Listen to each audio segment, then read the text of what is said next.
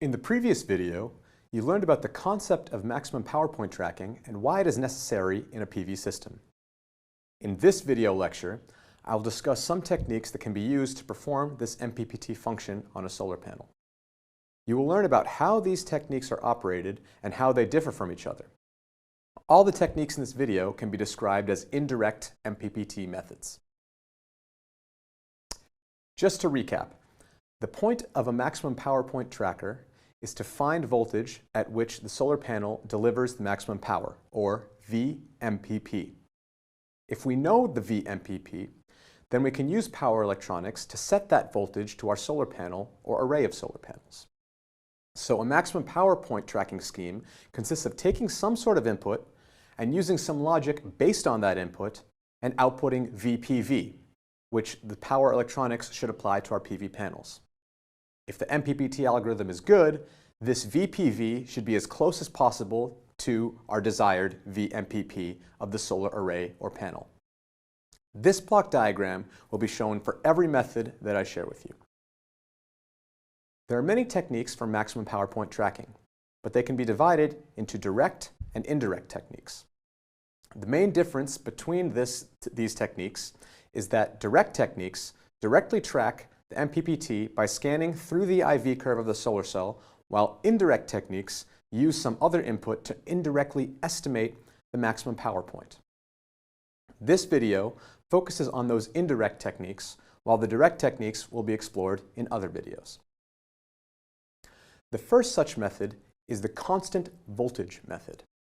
As the name implies, this method simply hard codes the VMPP into the system.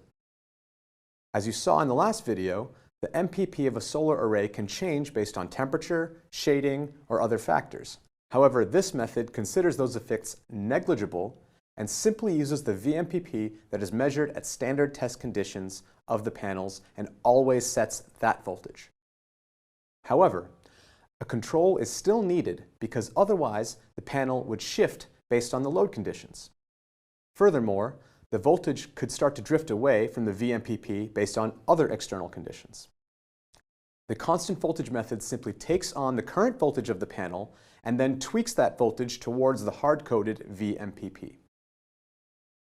As you can imagine, this method is very simple, but also has drawbacks. One major drawback is that the system has to be hard-coded based on the panels. Since the MPPT logic is programmed in the power electronics components, this means that those components will only work if they are attached to specific panels with a specific VMPP. Furthermore, changes in irradiance and other conditions can cause the VMPP to shift, and this will mean that running a constant VMPP technique will result in less than ideal power output.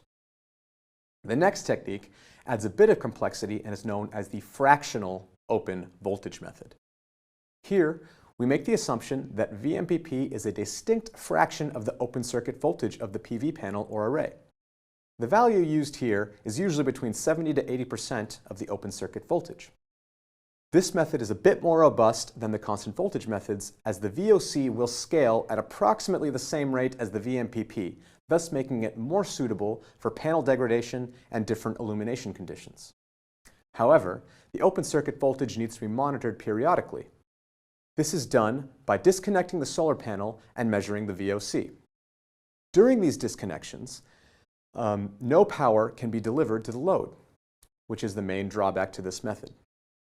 So here, we need both the voltage, which is currently applied to the PV, and the open circuit voltage as an input. The algorithm will then calculate whether or not the current voltage is higher or lower than the hard-coded fraction of the open circuit voltage and change the panel voltage appropriately. Another method that is used, which is very similar to the open voltage method, is the short current pulse method. This method is unique in that it looks at the ideal current rather than an ideal voltage. Here, the maximum power point current is assumed to be around 92% of the short circuit current. Similar to the fractional voltage method, it has to periodically measure the short circuit current, ISC. And in these periodic checkups, the panels are not delivering any power. However, keep in mind that the MPPT can only really modify the applied voltage to the panels, so this method is a bit trickier than the fractional voltage method. So the input for this method is the short circuit current as well as the operating current IPV. The algorithm will check to see if the fraction of IPV to ISC is relative to the hard-coded value. Furthermore, the operating voltage VPV is necessary, and it will increase or decrease that voltage depending on the fraction of IPV to ISC. So, to recap, you learned about 3 different MPPT techniques today: the constant voltage method, fractional open current voltage method, and the short circuit current pulse method.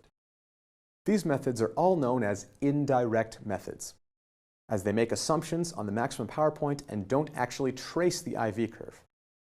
However, these methods are fairly simple to realize electronically, so they are used in low to mid-range inverters and charge controllers.